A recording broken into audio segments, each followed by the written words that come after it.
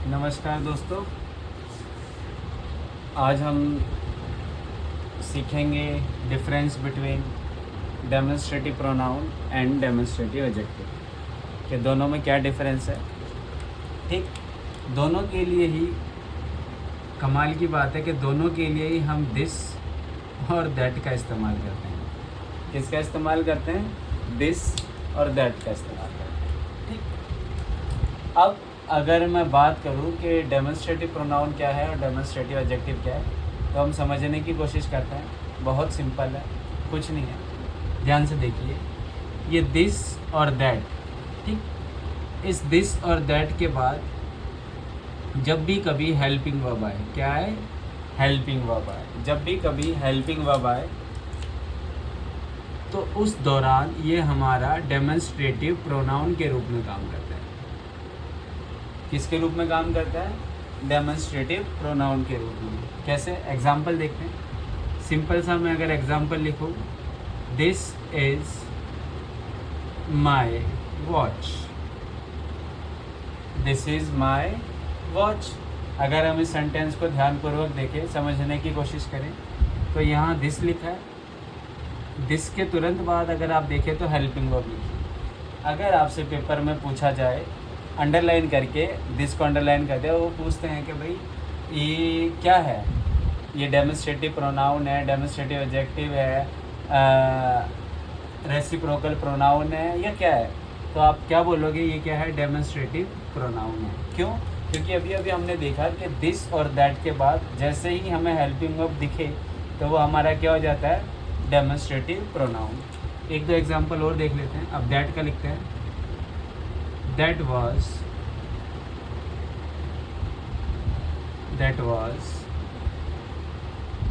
her doll. वो doll किसकी थी?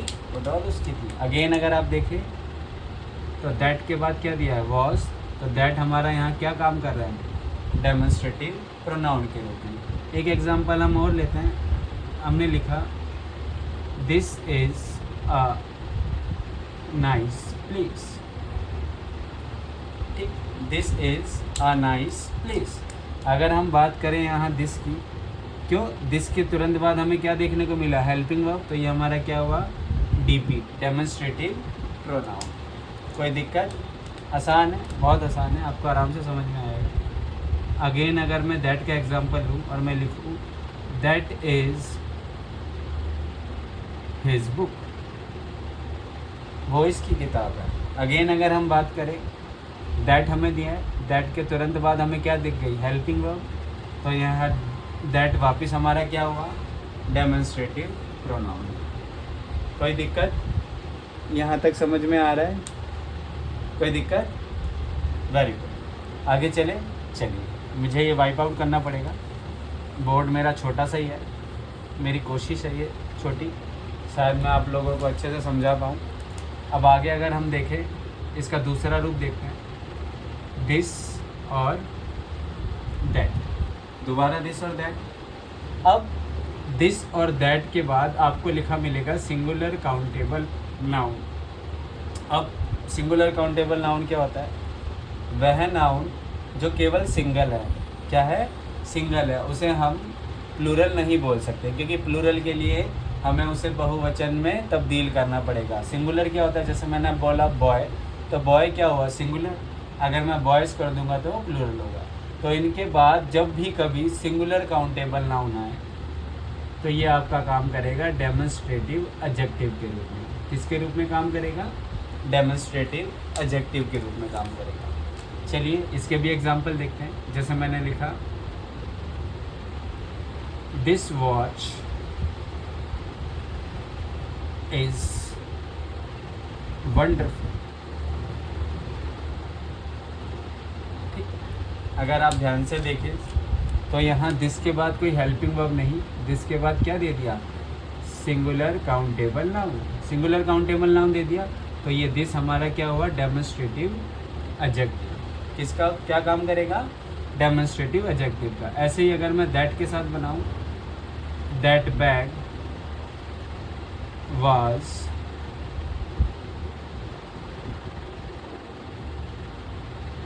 ऑफ लेदर, वो किसका था?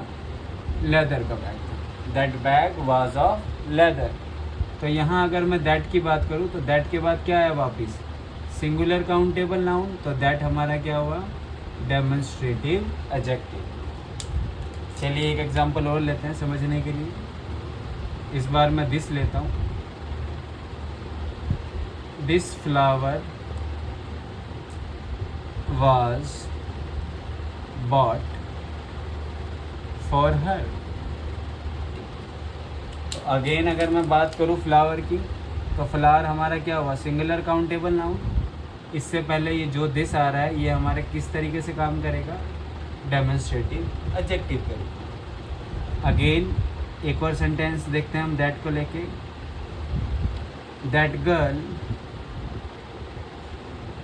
was very nervous.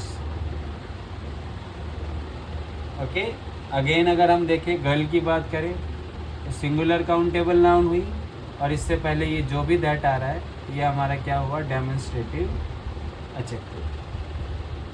ओके, मुझे उम्मीद है, आशा है कि आप लोगों को ये कॉन्सेप्ट क्लियर हुआ होगा।